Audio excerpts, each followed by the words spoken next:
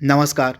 Study Hindi के इस YouTube channel में आप सभी का बहुत बहुत स्वागत है। दोस्तों, आज से हम एक क्रैश कोर्स स्टार्ट करने जा रहे हैं इंडियन पॉलिटी का, यानी कि भारतीय राज व्यवस्था का। इस क्रैश कोर्स के माध्यम से हम दोस्तों आप तक पहुंचाएंगे 6 एडिशन जो है भारतीय राज व्यवस्था की, जो 6 एडिशन है एम लक्ष्मीकांत की, उसका पूरा detailed video topic by topic हम आप तक पहुंचाएंगे। पूरा डिटेल्ड वीडियो यह भारतीय राज व्यवस्था का होगा तथा यह जो वीडियो होगा यह एम लक्ष्मीकांत की जो भारतीय राज व्यवस्था की पुस्तक है उसके 6th एडिशन पर आधारित होगा। तो जितने भी इम्पॉर्टेंट चैप्टर एम लक्ष्मीकांत के 6th एडिशन में रखे गए हैं उन सभी इम्पॉर्टेंट चैप्टर को हम क्रैश कोर्स के माध्यम से आप तक पहुंचाएंगे। तो चलिए एक ओवरव्यू ले लेते हैं कि कौन कौन से चैप्टर को हम आप तक पहुंचाएंगे।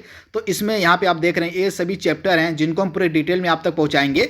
और ऐतिहासिक पृष्ठभूमि, यानी कि हम यह जानेंगे कि हमारा जो संविधान है, हमारा संविधान कहाँ से निकल कर आया, किस प्रकार से हमारे संविधान की नींव पड़ी, उसको हम देखेंगे। 1773 से 1947 तक जितने भी एक्ट इंपॉर्टेंट ब्रिटिश सरकार के द्वारा बनाए गए थे उन सभी को हम देखेंगे। उसके बाद हम देखेंगे दूसरा चैप्टर हमारा होगा भारतीय संविधान की प्रमुख विशेषताएं एवं उद्देशिका को हम देखेंगे, यानी कि हमारी जो प्रस्तावना है उसको देखेंगे हम। उसके बाद हम आर्टिकल 1 से लेकर 4 तक कवर करेंगे संघ एवं राज्य क्षेत्रों को पूरे डिटेल में। उसके बाद हम कवर करेंगे नागरिकता यानी कि सिटीजनशिप को, आर्टिकल 5 से 11 के मध्य जो है। उसके बाद हम कवर करेंगे फंडामेंटल राइट्स यानी कि मौलिक अधिकारों को, जो आर्टिकल 12 से 35 के मध्य रखे गए हैं। इसके बाद हम कवर करेंगे राज्य के नीति निर्देशक सिद्धांत जो हैं, राज्य के नीति निर्देशक जो तत्व हैं जिनको हम directive principle of state policy कहते हैं, डीपीएसपी कहते हैं, उनको हम कवर करेंगे जो रखे गए हैं आर्टिकल 36 से 51 के तहत। उसके बाद हम कवर करेंगे हमारे जो मूल कर्तव्य, हमारे जो फंडामेंटल ड्यूटीज हैं उनको हम कवर करेंगे जिनको आर्टिकल 51A में रखा गया है। उसके बाद हम देखेंगे राष्ट्रपति को पूरी डिटेल में। उसके बाद मंत्रिपरिषद कवर करेंगे हम। उसके बाद राज्यसभा, लोकसभा, उसके बाद राज्यपाल, उसके बाद राज्य की मंत्रिपरिषद को हम देखेंगे। उसके बाद केंद्र राज्य संबंध को हम देखेंगे। उसके बाद न्यायपालिका को देखेंगे, पंचायती राज को हम कवर करेंगे। उसके बाद जितने भी इम्पॉर्टेंट महत्वपूर्ण संविधान संशोधन किए गए उनको हम पूरे डिटेल में कवर करेंगे। उसके बाद हमारे देश में जितने भी प्रमुख संवैधानिक संस्थाएं हैं उनको हम कवर करेंगे। संवैधानिक संस्थाओं के बाद हम कवर करेंगे जितने भी इम्पॉर्टेंट आर्टिकल जो एग्जाम के लिए काफ़ी महत्वपूर्ण हो सकते हैं उन सभी को हम पूरे डिटेल में कवर करेंगे। उसके बाद जितने भी हमारे संविधान में 12 शेड्यूल हैं उनको हम कवर करेंगे। उसके बाद हम देखेंगे कि किन किन देशों के संविधान से हमने क्या क्या लिया हुआ उसको हम देखेंगे, यानी कि भारतीय संविधान पर अन्य देशों के प्रभाव को देखेंगे। और लास्ट में इन सभी टॉपिक से रिलेटेड जितने भी इम्पॉर्टेंट प्रश्न बन सकते हैं उन सभी को हम पूरे डिटेल में देखेंगे अभ्यास प्रश्न के माध्यम से। तो टोटल 22 टॉपिक हैं। इन 22 टॉपिक को हम पूरे डिटेल में कवर करेंगे तथा ये जो 22 टॉपिक होंगे एम लक्ष्मीकांत का जो 6th एडिशन है ऑफ इंडियन पॉलिटी का उस पर आधारित होंगे। तो यह ओवरव्यू था कि हम कौन कौन से टॉपिक को कवर कराएंगे आपको क्रैश कोर्स के माध्यम से। तो चलिए आज के फर्स्ट लेसन को हम स्टार्ट करते हैं। और फर्स्ट लेसन जो हमारा है यह रहेगा हमारा हिस्टोरिकल बैकग्राउंड के ऊपर, यानी कि ऐतिहासिक पृष्ठभूमि के ऊपर। यह जो हमारा फर्स्ट लेसन होगा यह टोटल 3 पार्ट में आप तक पहुंचाया जाएगा, क्योंकि जो हिस्टोरिकल बैकग्राउंड है काफ़ी लंबा है तो एक ही वीडियो में इसको कंप्लीट करना जो है काफ़ी लंबा वीडियो बन जाएगा। तो एक वीडियो इस जो पहला लेसन हमारा है ऐतिहासिक पृष्ठभूमि का, इसको हम टोटल 3 पार्ट में आप तक पहुंचाएंगे। तो चलिए आज का जो पहला पार्ट है इसको हम कंप्लीट कर लेते हैं तथा पहला पार्ट जो होगा हिस्टोरिकल बैकग्राउंड का, इसमें हम कवर करेंगे कंपनी का जो शासन था। कंपनी का शासन 1773 से 1858 तक आपको पता होगा कंपनी का शासन था, यानी कि कंपनी का रूल था 1773 से 1858 तक। तो इसी को हम पहले पार्ट में कंप्लीट करेंगे, क्योंकि 1858 के बाद जो है कंपनी के हाथों से रूल छीनकर सीधे चला जाता ताज यानी कि ब्रिटिश सरकार के हाथ में। तो सबसे फर्स्ट पेज जो था 1773 से 1858 का, चलिए उसको हम कवर कर लेते हैं। तो फर्स्ट लेसन यहाँ पे आप देख रहे हैं हमारा है ऐतिहासिक पृष्ठभूमि का पार्ट 1, जिसमें हम देखेंगे कंपनी का शासन 1773 से लेके 1858 तक के मध्य जितने भी इम्पॉर्टेंट एक्ट बनाए गए उन सभी को हम कवर करेंगे पूरे डिटेल में। यह जो टॉपिक है यहाँ से लगातार प्रश्न देखने को मिलता है, तो यह टॉपिक आप बिल्कुल ध्यान से देखिएगा। ज़्यादा इसमें बस फैक्ट आपको याद रखना है, ज़्यादा इसमें समझने की, ज़्यादा डीपली जाने की जरूरत नहीं पड़ती है। बस फैक्ट जो जो इम्पॉर्टेंट फैक्ट बन सकते हैं उन सभी को आपको बताया जाएगा तथा जहाँ जहाँ जरूरत होगी वहाँ पर आपको समझाया भी जाएगा। और हम बताएँगे लास्ट में आपको कि किस प्रकार इस टॉपिक से लगभग हर साल 1 से 2 प्रश्न देखने को मिलते हैं। तो चलिए आज के सेशन को शुरू करते हैं। तो पहला जो पार्ट हमारा है कंपनी का शासन 1773 से 1858 तक। तो पहला एक्ट जो बना था कंपनी के शासन के दौरान बना था 1773 का रेगुलेटिंग एक्ट। काफ़ी इंपॉर्टेंट एक्ट था, आप याद देखिएगा। 1773 का जो रेगुलेटिंग एक्ट था यह काफ़ी इम्पॉर्टेंट एक्ट था। क्यों इम्पॉर्टेंट था, इसका महत्व क्या था? तो यहाँ पे देख रहे हैं आप, भारत में ईस्ट इंडिया कंपनी के कार्यों को नियमित और नियंत्रित करने की दिशा में ब्रिटिश सरकार द्वारा उठाया गया यह पहला कदम था। आप याद रखिएगा, भारत में ईस्ट इंडिया जो कंपनी थी उसके कार्यों को नियमित करने और उसको नियंत्रित करने की दिशा में ब्रिटिश सरकार द्वारा उठाया गया यह पहला कदम था, जिसको हम जानते हैं 1773 के रेगुलेटिंग एक्ट के तहत। इसे आप ध्यान दीजिएगा। इसके बाद इस एक्ट के द्वारा जो है पहली बार कंपनी के प्रशासनिक और राजनीतिक कार्यों को मान्यता मिली। तो यह जो एक्ट था 1773 का, इस एक्ट ने पहली बार जो है ब्रिटिश ईस्ट इंडिया कंपनी के प्रशासनिक और राजनीतिक कार्यों को जो है मान्यता दी ऑफिशियल रूप से। तो इसे भी आप ध्यान दीजिएगा। इसके बाद इस एक्ट के माध्यम से जो है केंद्रीय प्रशासन की नींव रखी गई थी। इसे आप ध्यान दीजिएगा। 1773 के एक्ट के द्वारा जो है भारत में केंद्रीय प्रशासन की नींव रखी गई थी। तो ये सभी इम्पॉर्टेंस है इस 1773 के एक्ट की। अब हम जानेंगे कि 1773 के एक्ट की विशेषताएं क्या है। यहाँ से प्रश्न कई बार बन जाते हैं। तो पहली विशेषता क्या थी इसकी? तो यह जो अधिनियम था 1773 का जो रेगुलेटिंग एक्ट था, इस अधिनियम के तहत, इस एक्ट के तहत जो है बंगाल के गवर्नर को बंगाल का गवर्नर जनरल कहा जाने लगा। तो आप याद रखिएगा, इस अधिनियम के द्वारा जो है बंगाल के गवर्नर को बंगाल का गवर्नर जनरल। तो इस फैक्ट को आपको याद रखना है, जो 1773 का रेगुलेटिंग एक्ट था इसने जो है बंगाल के गवर्नर को बंगाल का गवर्नर जनरल का पदनाम दिया तथा इस बंगाल के गवर्नर जनरल की सहायता के लिए एक 4 सदस्यीय कार्यकारी परिषद का गठन भी किया गया। तथा यह जो बंगाल का पहला गवर्नर जनरल बना था, यह भी कई बार पूछ लिया जाता है, तो वॉरेन हेस्टिंग आप याद रखिएगा। इस एक्ट के तहत जो है बंगाल का पहला गवर्नर जनरल बनाया गया था वॉरेन हेस्टिंग। तो इसका नाम भी आप याद रखिएगा, वॉरेन हेस्टिंग जो था इस एक्ट के तहत बंगाल का पहला गवर्नर जनरल बनाया गया था। तो वॉरेन हेस्टिंग का नाम इंपॉर्टेंट है। इसके बाद दूसरी विशेषता क्या है? इस एक्ट के द्वारा जो है मद्रास और मुंबई के गवर्नर बंगाल के गवर्नर जनरल के अधीन हो गए, जबकि पहले सभी प्रेसिडेंसियों के गवर्नर एक दूसरे से अलग थे। तो इस एक्ट की खास बात क्या है कि इस एक्ट ने जो है जितने भी बंगाल और मुंबई के गवर्नर हुआ करते थे उनको जो है यहाँ पे मद्रास और मुंबई के जो गवर्नर हुआ करते थे उन गवर्नरों को जो है बंगाल के गवर्नर जनरल के अधीन कर दिया। यानी कि बंगाल का जो गवर्नर जनरल बना था वॉरेन हेस्टिंग, उसके अधीन आ गए थे मद्रास और बम्बई के गवर्नर। इसे आप याद रखिएगा। इस एक्ट से पहले क्या होता था? तो इस एक्ट से पहले होता था कि मद्रास और बम्बई जो प्रेसिडेंसिया थी उसके गवर्नर एक दूसरे से अलग होते थे, वे स्वतंत्र रूप से कार्य करते थे। परंतु जब यह एक्ट बनाया गया तो इस एक्ट के तहत जो है बंगाल का जो गवर्नर होता था उस गवर्नर जनरल के अंदर जो है सभी प्रेसिडेंसियों के गवर्नर को डाल दिया गया, मुख्य रूप से बम्बई और मद्रास के। तो आपको याद रखना है। तथा इस अधिनियम की एक खास बात क्या थी और कि इस अधिनियम के तहत जो है बनाया गया 1774 में एक उच्चतम न्यायालय। तो इसे आप ध्यान दीजिएगा, मोस्ट इंपॉर्टेंट है, यहाँ पे मैंने हाईलाइट भी किया हुआ है।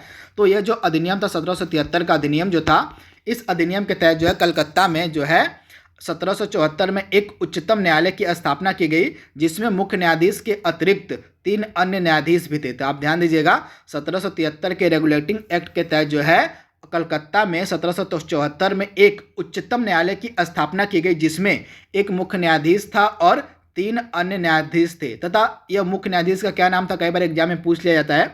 तो इस मुख्य न्यायाधीश का नाम था एलिजा एम्पे। एलिजा एम्पे, इसका नाम आपके लिए इंपॉर्टेंट है। तो एलिजा जो एम्पे था इस कलकत्ता उच्चतम न्यायालय का पहला मुख्य न्यायाधीश बना था। तो आप याद रखिएगा, 1773 के रेगुलेटिंग एक्ट के तहत जो कलकत्ता में उच्चतम न्यायालय स्थापित किया गया था, इसका पहला मुख्य न्यायाधीश बनाया गया था एलिजा एम्पे को। तो ये नाम आप याद रखिएगा, यहाँ से कई बार प्रश्न पूछा गया है। इसके बाद अगली विशेषता क्या है 1773 के रेगुलेटिंग एक्ट की? इसके तहत जो है कंपनी के कर्मचारियों को निजी व्यापार करने और भारतीय लोगों से उपहार लेना प्रतिबंधित कर दिया गया था। यह एक खास विशेषता थी जो आपको याद रखनी है। तो ये सभी इम्पॉर्टेंस और विशेषताएं थी 1773 के रेगुलेटिंग एक्ट की, इनको आपको याद रखना है। अब हम बात करेंगे 1784 के पिट्स इंडिया एक्ट की। यह भी काफ़ी इंपॉर्टेंट एक्ट था।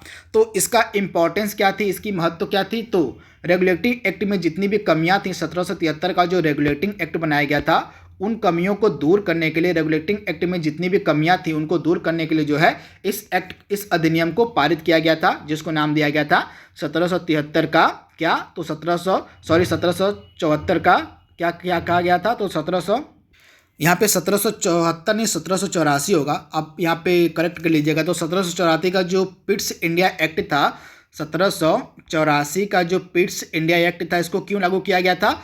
इसको लाया गया था किस लिए कि 1773 में जो रेगुलेटिंग एक्ट लाया गया था उसमें जो कमियां रह गई थी, उन कमियों को दूर करने के लिए जो है 1784 में पिट्स इंडिया एक्ट को बनाया गया था। तो आपको याद रखना है। अब इस अधिनियम की विशेषताएं क्या थी? 1784 के पिट्स इंडिया एक्ट की विशेषताएं क्या थी? तो यहाँ पे आप देख रहे हैं, इस एक्ट ने जो है कंपनी के राजनीतिक और वाणिज्यिक कार्यों को पृथक पृथक कर दिया। यह पहली विशेषता थी 1784 के पिट्स इंडिया एक्ट की। आप ध्यान दीजिएगा, 1784 का जो पिट्स इंडिया एक्ट लाया गया था, इसकी पहली विशेषता क्या थी? तो इसकी पहली विशेषता थी कि इसने जो है कंपनी के राजनीतिक और वाणिज्यिक कार्यों को पृथक पृथक कर दिया। 1784 का जो पिट्स इंडिया एक्ट था, इसने क्या किया? कंपनी के जो राजनीतिक कार्य थे और उनके जो वाणिज्यिक कार्य थे, उन सभी को अलग अलग कर दिया। तो इसे आप याद रखिएगा, यह पहला फैक्ट है।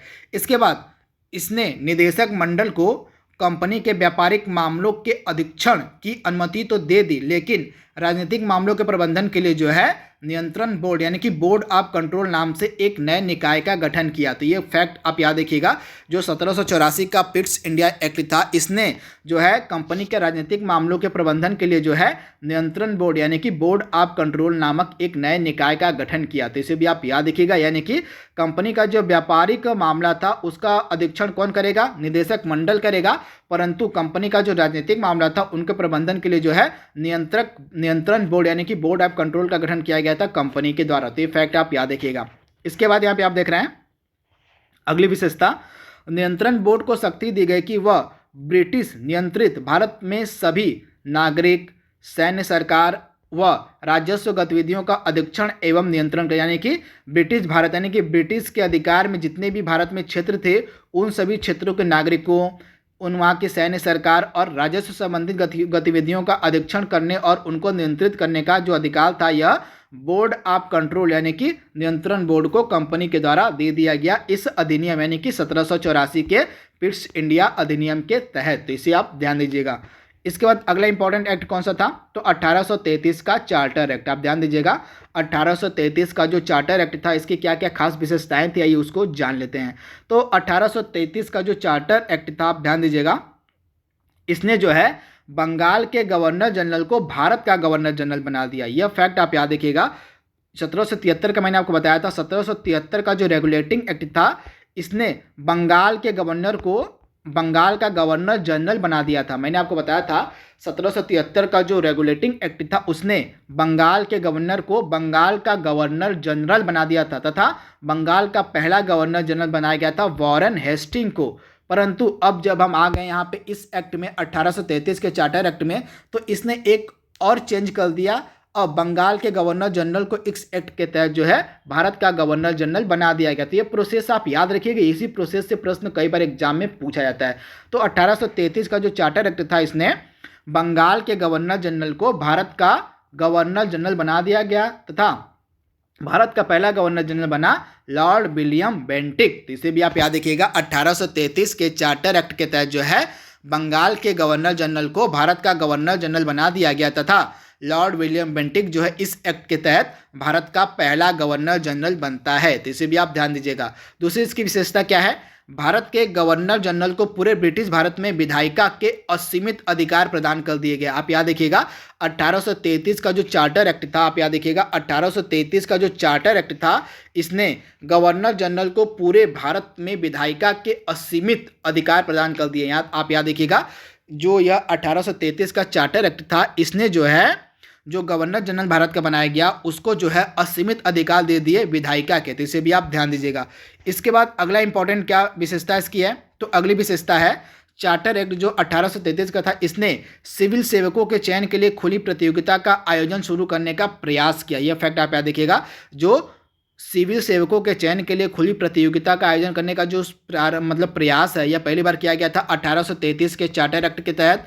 इसमें कहा गया कि कंपनी में भारतीयों को किसी पद, कार्यालय और रोजगार को हासिल करने से वंचित नहीं किया जाएगा। हालांकि कोर्ट ऑफ डायरेक्टर के विरोध के कारण इस प्रावधान को समाप्त कर दिया गया था। तो ये भी विशेषता थी इस अधिनियम की, तो इसे भी आप याद रखिएगा। इसके तहत यह जो एक्ट था कंपनी के, यहाँ आप याद देखिएगा, जो 1833 का एक्ट था, 1833 का जो अधिनियम था, इसे आप ध्यान दीजिएगा। तो 1833 का जो यह अधिनियम था, इसने जो है क्या कार्य किया, एक और इम्पॉर्टेंट, तो इसने यह कार्य किया था कि इस एक्ट के तहत जो है कंपनी के व्यापारिक अधिकार को पूरी तरह से समाप्त कर दिया था। आप याद देखिएगा, जो 1833 का यह चार्टर एक्ट था, इसकी एक और विशेषता थी, खास क्या विशेषता थी कि इसने कंपनी के व्यापारिक अधिकार को पूरी तरह से समाप्त कर दिया। तो इसे भी आप याद रखिएगा, यह भी एक विशेषता थी इस एक्ट की, तो इसे आप ध्यान दीजिएगा। इसके बाद अगला एक्ट जो था, यह था 1853 का चार्टर अधिनियम तथा यह कंपनी का जब तक रूल था उसका आखिरी था।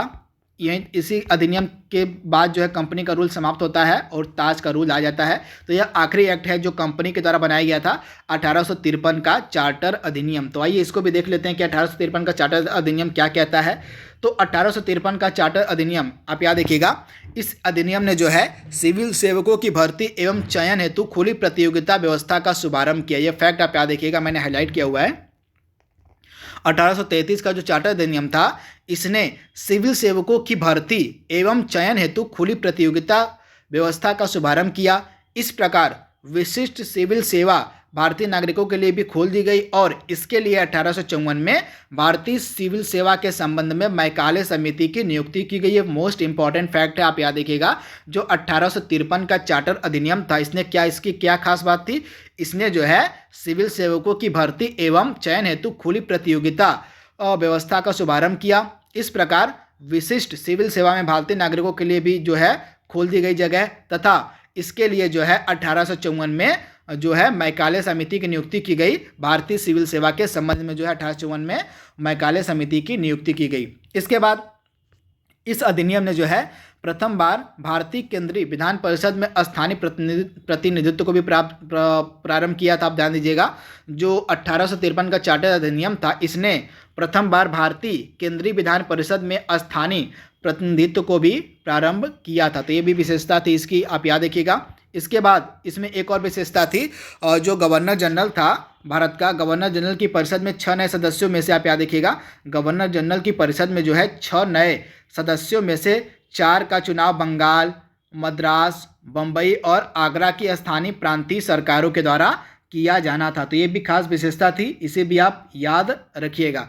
तो दोस्तों यहाँ पे हमने कंपनी का जो शासन था, कंपनी का शासन था 1773 से आपका 1858 तक, तो वहाँ तक जितने भी एक्ट बनाए गए थे उनको हमने कवर कर लिया है। अब हम देखेंगे ताज का शासन। तो अगला जो हमारा पार्ट होगा, अगला जो हमारा वीडियो होगा, वह ताज के शासन पर आधारित होगा। तो ताज का जो शासन चलता है या चलता है ताज मतलब यहाँ पे ब्रिटिश क्राउन की बात हो रही है। तो ब्रिटिश क्राउन यानी कि ताज का जो शासन चलता है 1857 की जो क्रांति समाप्त होती है 1800, उसके बाद यानी कि 1858 से लेके 1947 यानी कि हमको जब आज़ादी मिली वहाँ तक जो है ब्रिटिश क्राउन का शासन चलता है। तो इस दौरान जितने भी एक्ट और इम्पोर्टेंट प्रावधान किए गए थे उन सभी को हम अगले लेक्चर में कंप्लीट करेंगे। तो आज के लिए बस इतना ही। वीडियो अगर आपको पसंद आए तो वीडियो को लाइक कीजिएगा, इस वीडियो को शेयर भी कीजिएगा, तथा अगर आप हमारे चैनल पहली बार आ रहे हैं तो हमारे चैनल को सब्सक्राइब भी कर लीजिएगा। तो आज के लिए बस इतना ही। Thank you, thanks for watching, thank you.